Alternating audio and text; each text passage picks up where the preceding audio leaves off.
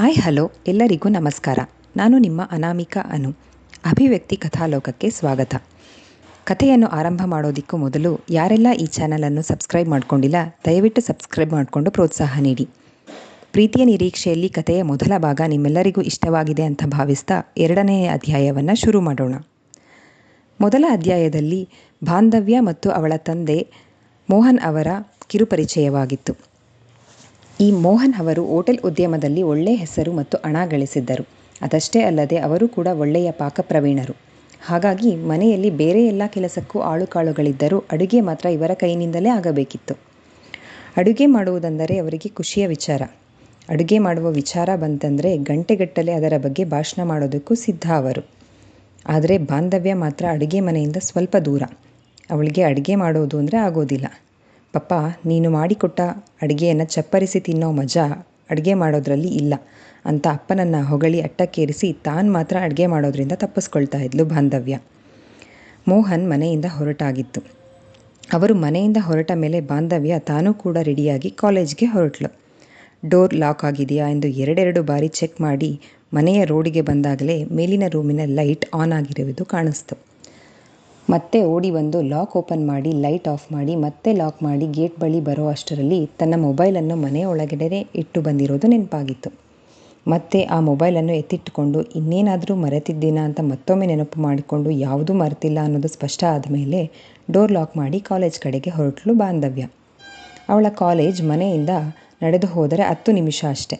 ನನಗೆ ಸ್ಕೂಟಿ ಬೇಕು ಅಂತ ಅಪ್ಪನ ಬಳಿ ಎಷ್ಟೇ ಹಠ ಮಾಡಿದರೂ ಇವಳ ಬೇಜವಾಬ್ದಾರಿತನ ಗೊತ್ತಿದ್ದ ಇವಳಪ್ಪ ಇವಳಿಗೆ ಸ್ಕೂಟಿ ಕೊಡಿಸೋದಕ್ಕೆ ಒಪ್ಕೊಂಡಿರಲಿಲ್ಲ. ಮೊದಲೇ ನೀನು ಗಾಬರಿ ಆಗೋದು ಜಾಸ್ತಿ, ಭಯ ಬೇರೆ. ಕಾಲೇಜ್ ಹತ್ರನೇ ಅಲ್ವಾ, ನಡ್ಕೊಂಡು ಹೋಗು. ಆಗಲಿಲ್ಲ ಅಂದರೆ ಆಟೋದಲ್ಲಿ ಹೋಗು. ನೀನು ಎಷ್ಟೇ ಹಠ ಮಾಡಿದ್ರೂ ನಾನು ಮಾತ್ರ ನಿನಗೆ ಸ್ಕೂಟಿ ಕೊಡಿಸೋದಿಲ್ಲ ಅಂತ ಖಡಾಖಂಡಿತವಾಗಿ ಹೇಳಿಬಿಟ್ಟಿದ್ರು ಮೋಹನ್. ಇದನ್ನೇ ನೆನಪು ಮಾಡಿಕೊಂಡು ಬೇಕಾಬಿಟ್ಟಿಯಾಗಿ ರಸ್ತೆ ದಾಟ್ತಿದ್ದ ಬಾಂಧವ್ಯಳಿಗೆ ಇನ್ನೇನು ಒಂದು ಬೈಕ್ ಡಿಕ್ಕಿ ಹೊಡಿಬೇಕು ಅನ್ನೋದ್ರಲ್ಲಿತ್ತು. ಅಷ್ಟರಲ್ಲಿ ಬ್ರೇಕ್ ಹಾಕಿದ ಬೈಕ್ ಸವಾರ ಇವಳ ಕಡೆ ಕೋಪದಿಂದ ನೋಡ್ತಾ, ರೀ, ರೋಡ್ನಲ್ಲಿ ಹೋಗಬೇಕಾದ್ರೆ ಕನಸು ಕಾಣ್ತಾ ಇದ್ದೀರಾ? ನಾನು ಬ್ರೇಕ್ ಹಾಕಿರಲಿಲ್ಲ ಅಂದಿದ್ರೆ ಬೈಕ್ ಗುದ್ದು ಅಷ್ಟು ದೂರ ಹೋಗಿ ಬಿದ್ದಿರ್ತಾ ಇದ್ರಿ, ನೋಡ್ಕೊಂಡು ಹೋಗ್ರಿ ಅಂತ ರೇಗಿಯೇ ಬಿಟ್ಟ. ಅವನಿಗೆ ಸಾರಿ ಕೇಳಿ ಮನಸ್ಸಿನಲ್ಲಿ, ಹೌದು, ಈ ನನ್ನ ಬೇಜವಾಬ್ದಾರಿತನ ನೋಡಿನೇ ಪಪ್ಪ ನನಗೆ ಸ್ಕೂಟಿ ಕೊಡಿಸಿಲ್ಲ. ಅವ್ರು ಹೇಳೋದು ಕರೆಕ್ಟು. ನಂಗೆ ಸ್ವಲ್ಪನೂ ಬುದ್ಧಿ ಅನ್ನೋದೇ ಇಲ್ಲ. ಮನೆಯಲ್ಲಿ ಒಬ್ಬಳನ್ನೇ ಬಿಟ್ಟು ಹೋಗಬೇಕು ಅಂತಂದರೆ ಮಂಜು ಆಂಟಿಗೆ ಹೇಳೋಗ್ತಾರೆ. ಇನ್ಮೇಲಾದರೂ ನಾನು ಚೇಂಜ್ ಆಗಬೇಕು. ನನಗೂ ರೆಸ್ಪಾನ್ಸಿಬಿಲಿಟಿ ಇದೆ ಅಂತ ಅಪ್ಪಂಗೆ ಗೊತ್ತಾಗೋ ಹಾಗೆ ಮಾಡಬೇಕು ಅಂತ ಒಬ್ಬಳೇ ಗುಣಕ್ಕೊಂಡು ಕಾಲೇಜ್ ಕ್ಯಾಂಪಸ್ಗೆ ಎಂಟ್ರಿ ಕೊಟ್ಟಳು. ಕಂಪ್ಯೂಟರ್ ಸೈನ್ಸ್ ಬ್ಲಾಕ್ನಲ್ಲಿರೋ ಅವಳ ಕ್ಲಾಸ್ ರೂಮ್ ಕಡೆ ಹೋಗ್ತಾ ಇರಬೇಕಾದ್ರೆ ಅವಳ ಮೊಬೈಲ್ ರಿಂಗ್ ಆಗಿತ್ತು. ಅವಳ ಫ್ರೆಂಡ್ ನಿಶಾ ಕರೆ ಮಾಡಿದ್ಲು. ಕಾಲ್ನಲ್ಲಿ, ಲೇ, ಕ್ಲಾಸ್ ರೂಮ್ಗೆ ಹೋಗಬೇಡ, ಎಲ್ಲರೂ ಮಾಸ್ ಬಂಕ್ ಹಾಕಿದ್ದೀವಿ, ಕ್ಯಾಂಟೀನಲ್ಲಿದ್ದೀವಿ, ಬಂದುಬಿಡು ಅಂತ ಹೇಳಿದ್ಲು. ಬಾಂಧವ್ಯಳಿಗೆ ಖುಷಿ ಆಗಿಬಿಡ್ತು. ಅಬ್ಬಾ, ಕ್ಲಾಸ್ ಅಟೆಂಡ್ ಮಾಡೋ ಮನಸ್ಸೇ ಇರಲಿಲ್ಲ. ಥ್ಯಾಂಕ್ ಗಾಡ್, ಇವರೆಲ್ಲ ಮಾಸ್ ಬಂಕ್ ಮಾಡಿ ಒಳ್ಳೆ ಕೆಲಸ ಮಾಡಿದ್ರು ಅಂತ ಖುಷಿಯಿಂದ ಕ್ಯಾಂಟೀನ್ ಕಡೆ ಹೆಜ್ಜೆ ಹಾಕಿದ್ಲು. ಕ್ಯಾಂಟೀನ್ನಲ್ಲಿ ಇವಳಿಗೋಸ್ಕರ ಇವಳ ಗೆಳತಿಯರು ಕಾಯ್ತಾಯಿದ್ರು. ಅವರೇ ನಿಶಾ ಮತ್ತು ನಿತ್ಯ. ಇವರ ಬಳಿ ಬಂದ ಬಾಂಧವ್ಯ, ಹೇ, ಗೆಸ್ ವಾಟ್, ನನಗೆ ನಿನ್ನೆ ಒಂದು ಕನಸು ಬಿದ್ದಿತ್ತು. ಅದು ಬೆಳಗ್ಗೆ. ಕನಸಲ್ಲಿ ಉಲ್ಲಾಸ್ ಬಂದಿದ್ದ ಗೊತ್ತಾ ಅಂತ ಹೇಳಿದ್ಲು. ಅಷ್ಟೇನಾ? ಅದಕ್ಕೆ ಯಾಕೆ ಇಷ್ಟು ಬಿಲ್ಡಪ್ ಕೊಡ್ತಾ ಇದ್ದೀಯಾ ಅಂದ್ಲು ನಿಶಾ. ಹಲೋ, ಅವನು ಕನಸಲ್ಲಿ ಬಂದಿದ್ದ ಅಂತ ಹೇಳಿದ್ರೆ ಅದು ನಿನಗೆ ಫನ್ನಿ ಆಗುತ್ತಾ? ಹೋಗೆ, ನಿನ್ನ ಹತ್ರ ಏನೂ ಹೇಳೋದು ಬೇಡ. ನಿತ್ಯ, ನೀನು ಕೇಳಿಲ್ಲಿ, ಅವನು ಕನಸಲ್ಲಿ ಬಂದು ನಾನು ನಿನ್ನೆ ಮದುವೆ ಆಗ್ತೀನಿ ಅಂತ ಅಂದ ಗೊತ್ತಾ? ಮಾಮೂಲಿ ಕನಸಾಗಿದ್ದರೆ ನಾನು ಇಷ್ಟು ಯೋಚನೆ ಮಾಡ್ತಾ ಇರಲಿಲ್ಲ. ಆದರೆ ಬೆಳಗ್ಗೆ ಬಿದ್ದಿರೋ ಕನಸು ನಿಜ ಆಗೋ ಚಾನ್ಸಸ್ ಜಾಸ್ತಿ ಇದೆ ಅಲ್ವಾ ಅಂತ ಕೇಳಿದ್ಲು ಕಣ್ಣರಳಿಸ್ಕೊಂಡು. ಓ ಹೌದಾ, ಪರವಾಗಿಲ್ಲ ಕಣೆ. 3 ವರ್ಷದಿಂದ ಅವನ ಹಿಂದೆ ಬಿದ್ದಿರೋದಕ್ಕೆ ಕನಸಲ್ಲಾದರೂ ಬಂದು ಮಾತಾಡಿದ್ದಾನೆ ಪುಣ್ಯಾತ್ಮ ಅಂತೂ ಹೇಳಿ ಜೋರಾಗಿ ನಕ್ಕುಬಿಟ್ಲು ನಿತ್ಯ. ನೀನೇ ನನ್ನನ್ನು ಹೊಗಳ್ತಾ ಇದೆಯಾ ಇಲ್ಲ ಆಡ್ಕೋತಾ ಇದೆಯಾ? ಹೋಗೆ, ನಾನೇನು ಹೇಳಲ್ಲ ಎಂದು ತನ್ನ ಮುಖವನ್ನು ಬೇರೆಡೆಗೆ ತಿರುಗಿಸಿಕೊಂಡಳು ಬಾಂಧವ್ಯ. ಅವಳ ಕಡೆ ತಿರುಗಿದ ನಿತ್ಯ, ಮತ್ತಿನ್ನೇನು, 3 ವರ್ಷದಿಂದ ಅವನನ್ನು ನೋಡ್ತಾ ಇದ್ದೀಯಾ? ಪ್ರಪೋಸ್ ಮಾಡೋದಿರಲಿ, ಅವನ ಜೊತೆ ಒಂದು ಮಾತಾದರೂ ಆಡಿದ್ಯಾ ನೀನು? ಇನ್ನೊಂದು ವರ್ಷ ಅಷ್ಟೇ, ನಮ್ಮ ಇಂಜಿನಿಯರಿಂಗ್ ಮುಗ್ದೇ ಹೋಗುತ್ತೆ. ಸೊ ಅವನನ್ನು ಅಷ್ಟು ಇಷ್ಟಪಡೋ ಹಾಗಿದ್ರೆ ಧೈರ್ಯ ತೊಗೊಂಡು ಅವನ ಜೊತೆ ಮಾತಾಡಿ ಒಳ್ಳೆ ಟೈಮ್ ನೋಡಿ ಪ್ರಪೋಸ್ ಮಾಡಿಬಿಡು. ಇಲ್ವಾ ಅವನನ್ನು ಮರೆತು ಬಾಯಿ ಮುಚ್ಕೊಂಡು ಸುಮ್ಮನೆ ಇರು, ನಮ್ಮಿಬ್ಬರ ತಲೆ ತಿನ್ನಬೇಡ ಅಂತ ರೇಗಿದ್ದಳು. ನಾನೇನೇ ಮಾಡಲಿ, ಅವನು ನಮ್ಮ ಕ್ಲಾಸ್ನಲ್ಲಿ ಇದ್ದರೂ ಒಂದು ಸಲನೂ ಮಾತಾಡೋವಂಥ ಸಿಚುಯೇಷನ್ ಬಂದೇ ಇಲ್ಲ. ಅವನ ಫ್ರೆಂಡ್ಸ್ ಯಾರಾದರೂ ಇದ್ದರೆ ಅವನನ್ನು ಮೊದಲು ಪರಿಚಯ ಮಾಡಿಕೊಂಡು ಅವ್ರಿಗೆ ಫ್ರೆಂಡ್ಸ್ ಆಗಿ ಅವನನ್ನು ಪರಿಚಯ ಮಾಡ್ಕೊಳ್ಳೋಣ ಅಂದ್ಕೊಂಡೆ. ಮತ್ತು ಹೇಗೆ ಪರಿಚಯ ಮಾಡ್ಕೊಳ್ಳಿ ಅಂತ ಕೇಳಿದ್ಲು ಬಾಂಧವ್ಯ. ಇವಳ ಮಾತು ಕೇಳಿದ ನಿಶಾ, ನೋಡು, ನಾನು ನಿಂಗೆ ಮುಂಚೆ ಹೇಳಿದ್ದೆ, ಇವಾಗಲೂ ಹೇಳ್ತಾ ಇದ್ದೀನಿ, ಅವನು ನಿನಗೆ ಯಾವ ಥರದಲ್ಲೂ ಸೂಟ್ ಆಗೋದಿಲ್ಲ. ನೀನಂತೂ ಮಾತಿನ ಮಲ್ಲಿ, ಅವನು ಮಾತೇ ಆಡೋಲ್ಲ. ನಿನಗೆ ಕಾಲೇಜ್ನಲ್ಲಿ ಗೇಟ್ ಕೀಪರಿಂದ ಪ್ರಿನ್ಸಿಪಾಲ್ವರೆಗೂ ಎಲ್ಲರ ಪರಿಚಯನೂ ಇದೆ. ಅವನಿಗೆ ನಮ್ಮ ಕ್ಲಾಸ್ನಲ್ಲಿರೋರನ್ನ ಪರಿಚಯನೂ ಕೂಡ ಇಲ್ಲ. ಅವನು ಕ್ಲಾಸ್ ಟಾಪರ್, ನೀನು ಜಸ್ಟ್ ಪಾಸ್ ಸ್ಟೂಡೆಂಟ್. ನಿನಗೆ ಫ್ರೆಂಡ್ಸ್ ಜಾಸ್ತಿ. ಅವನೋ ಯಾವಾಗಲೂ ಒಂಟಿ ಪಿಶಾಚಿ ಥರ ಕಾಲೇಜ್ನಲ್ಲಿ ಅಲಿತಾ ಇರ್ತೀನಿ. ನಿಮ್ಮಿಬ್ಬರ ಮಧ್ಯೆ ಯಾವುದೇ ಸಿಮಿಲಾರಿಟೀಸ್ ಇಲ್ಲ. ಅದೇಗೆ ನಿಂಗೆ ಇಷ್ಟ ಆದ ಅವನು? ಇವಳು ಮಾತು ಕೇಳಿ ಪ್ರಪೋಸ್ ಮಾಡೋ ಯೋಚನೆ ಇದ್ದರೆ ಬಿಟ್ಬಿಡು. ಹೆವಿ ಆ್ಯಟಿಟ್ಯೂಡ್ ಅವನಿಗೆ, ಸುಮ್ಮನೆ ಆಮೇಲೆ ಸಫರ್ ಆಗ್ತೀಯಾ ಅಂತ ಬುದ್ಧಿ ಹೇಳಿದ್ಲು. ಸಾಕು ಸುಮ್ಮನಿರೆ, ಅದ್ಯಾಕೆ ಅವಳಿಗೆ ಏನೇನೋ ಹೇಳ್ತಿದ್ಯಾ? ನೋಡು ಬಂದು, ನಾವು ಪ್ರೀತಿ ಮಾಡೋರಿಗೆ ನಮಗಿರೋ ಸೇಮ್ ಕ್ವಾಲಿಟೀಸ್ ಇರಬೇಕು ಅಂತ ಯಾವತ್ತೂ ಎಕ್ಸ್ಪೆಕ್ಟ್ ಮಾಡಬಾರ್ದು. ನಮಗೆ ಆಪೋಸಿಟ್ಟಾಗಿ ಥಿಂಕ್ ಮಾಡೋರೆ ನಮಗೆ ಇಷ್ಟ ಆಗೋದು. ನೀನು ಇವಳ ಮಾತನ್ನು ಕೇಳಬೇಡ. ನಿಂಗೆ ಅವನು ಇಷ್ಟ ಆಗಿದ್ದಾನಲ್ವಾ, so listen to your soul ಅಷ್ಟೇ. ಯಾರಿಗೆ ಗೊತ್ತು, ಅವನಿಗೆ ನೀನು ಇಷ್ಟ ಆದರೂ ಆಗಬಹುದು. ಒಂದು ಟ್ರೈ ಕೊಡು ಅಷ್ಟೇ ಅಂತ ಬುದ್ಧಿ ಹೇಳಿದ್ಲು ನಿತ್ಯ.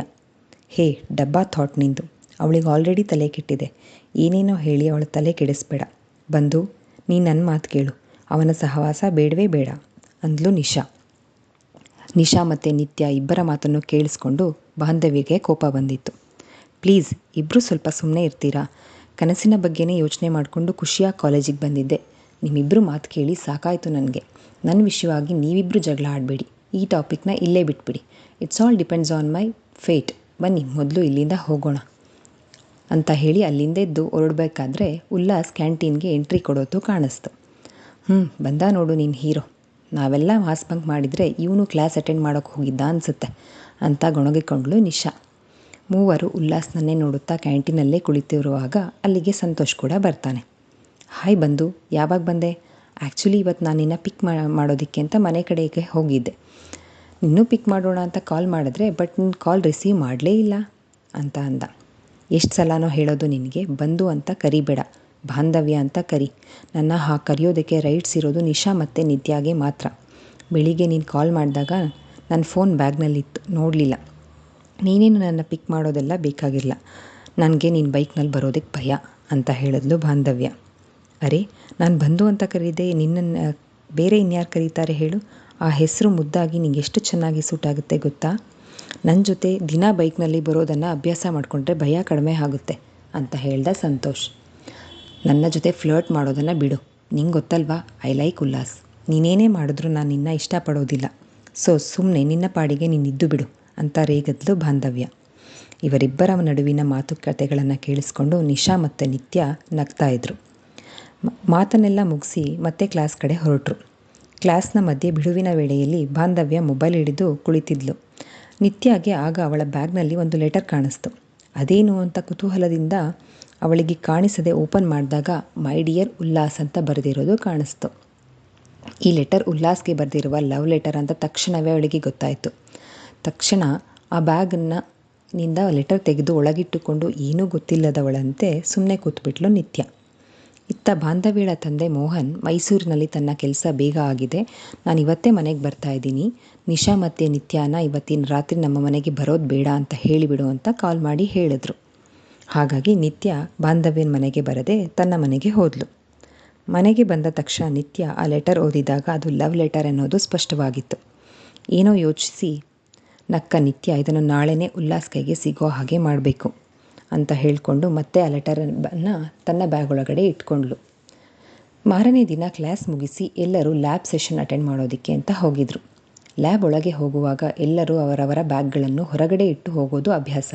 ಇದೇ ಸರಿಯಾದ ಸಮಯ ಅಂತ ನಿತ್ಯ ಯಾರಿಗೂ ತಿಳಿಯದ ಹಾಗೆ ಆ ಲವ್ ಲೆಟರನ್ನು ಉಲ್ಲಾಸ್ನ ಬ್ಯಾಗ್ ಒಳಗಡೆ ಇಟ್ಟು ಮತ್ತೆ ಲ್ಯಾಬ್ ಒಳಗಡೆ ಬಂದಳು. ಇವತ್ತಿಗೆ 2ನೇ ಅಧ್ಯಾಯ ಮುಗಿಯಿತು.